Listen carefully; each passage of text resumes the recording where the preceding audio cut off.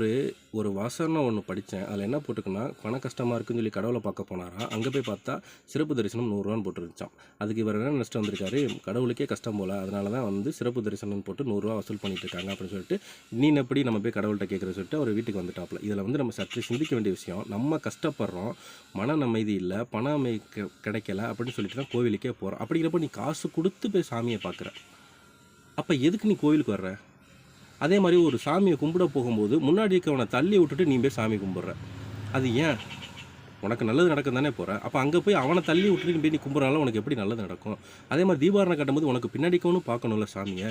நீ மட்டும் பார்த்தா போதுன்னா அப்படியே தீபாவளி நிற்கிற வரைக்கும் மறைச்சிக்கிட்டு பண்ணிக்கிட்டு பின்னாடி கூப்பிட்றவனுக்கு இல்லாமல் அங்கேயும் போய் சண்டை போட்டுக்கிட்டு இப்படிலாம் பண்ணால் எப்படி மன அமைதி கிடைக்கும்? கடவுள் எப்படி வரம் கொடுப்பாரு? எனக்கு ரெண்டே தான், காசு கொடுத்து போகணுக்கு கடவுள் வரம் கொடுப்பாரா, இல்லை காசு கொடுக்காம போகணுக்கு வரம் கொடுப்பாரா? கோயிலுக்குள்ளே போய் கெடுதல் பண்ணுறவனுக்கு வரம் கொடுப்பாரா, இல்லை மன அமைதிக்காக போய் கும்பிட்றவனுக்கு வரம் கொடுப்பாரா? இதுதான் என்ன